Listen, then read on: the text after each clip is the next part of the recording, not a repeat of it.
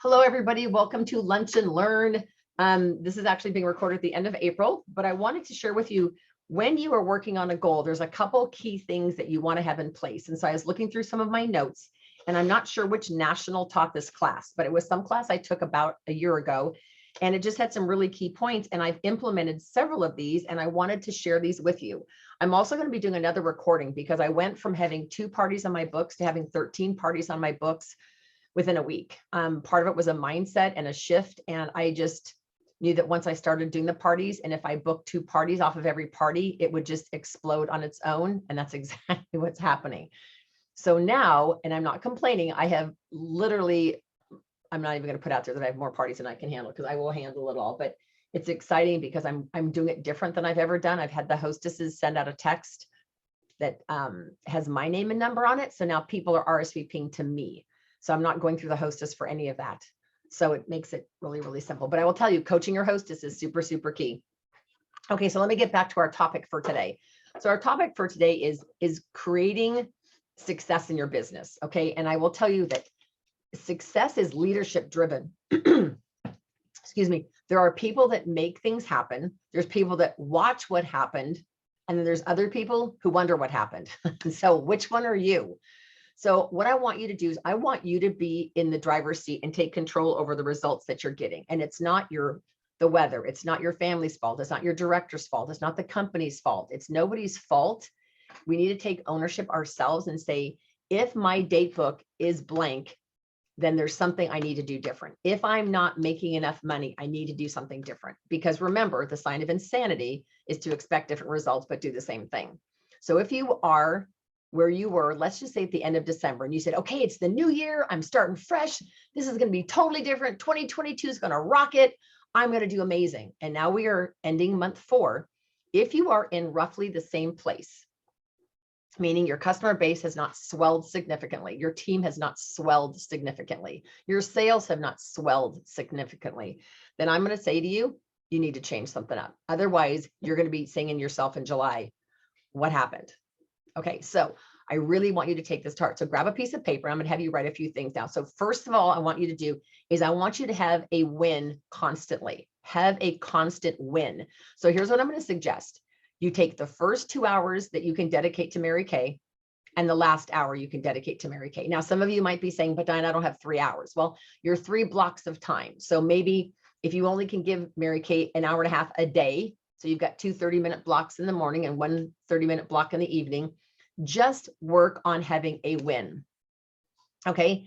And you have to have a goal. You absolutely have to have a goal. If you can imagine, if you were an Olympiad runner and you're used to doing, let's say you're the 440 relay, and you run and you hand the baton off and you keep going, you know how fast, you know who's in front of you, you know what lane to run in, like, you know, all of that.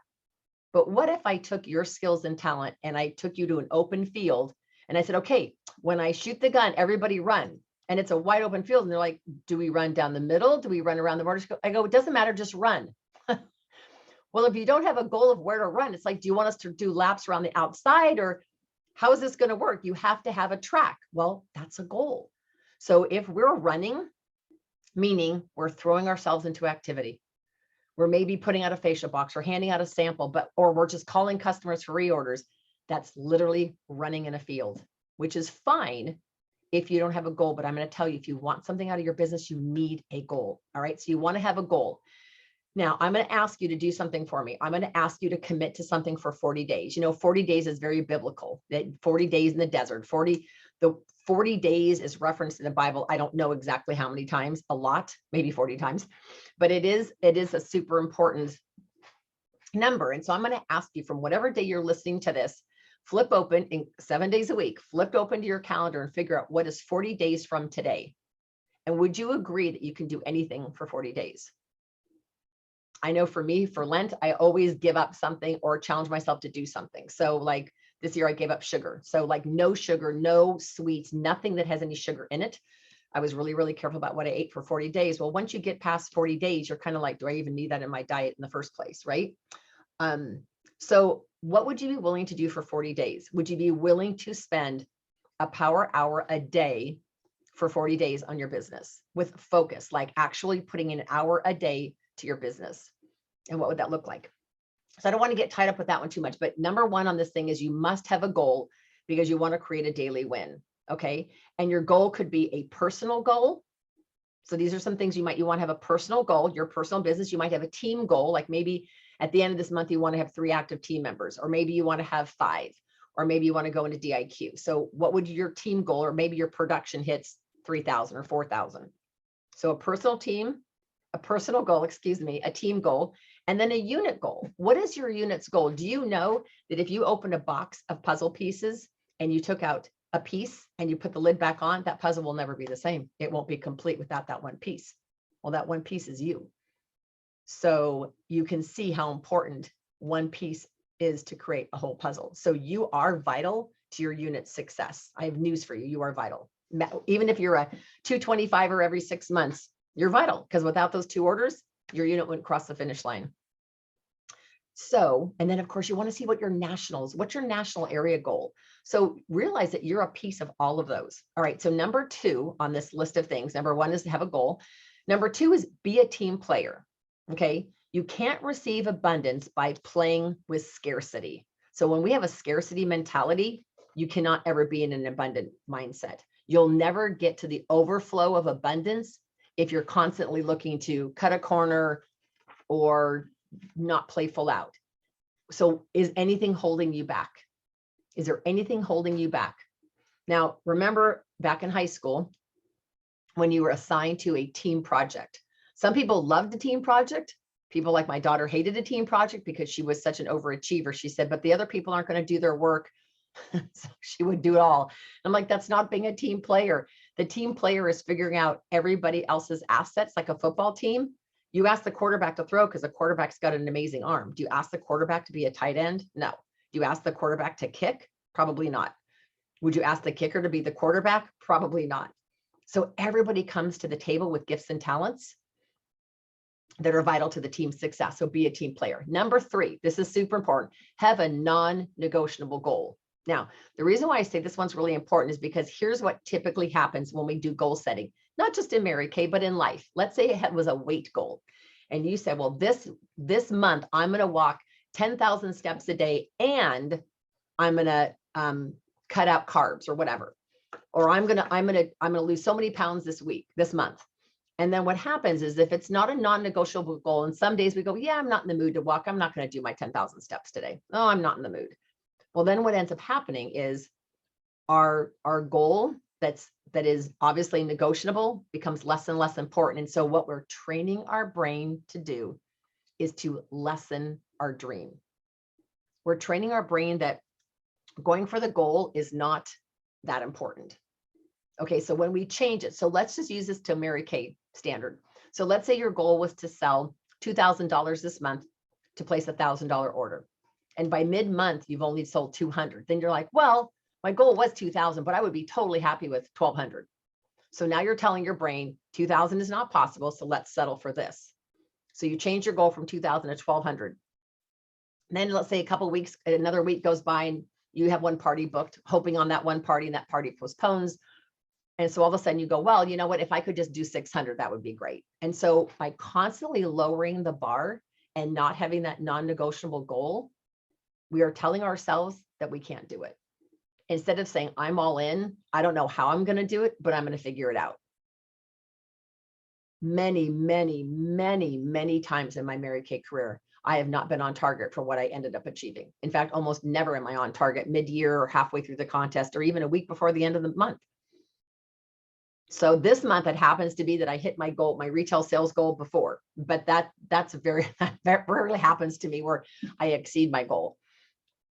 Does that make sense? So you want a non-negotiable goal. If you want to interrupt your pattern of productivity is what gets you what you've got. So your lack of productivity or your lack of commitment or your lack of having it be non-negotiable is what holds us back. So we go, well, I missed the jewelry this month. There's always next month. No. You can still earn your bracelet this month. It is not too late. We have today and tomorrow, or whatever day you're listening to this, just realize there is a deadline coming up for something. All right. So even if it's at the end of April, you're going to be working on a goal. And so that's so important. All right. So that's number 3. Number 4 is bring others along. You know, that's what Mary Kay used to always say is pass it on. So have a win. What do they want from the business? Who could you bring along? Could be a hostess. But I heard an interesting thing, and this, you guys are probably going to laugh because I've been doing this for how long? And I heard a national say something on one of the podcasts or one of the 9 million recordings I'm listening to all the time.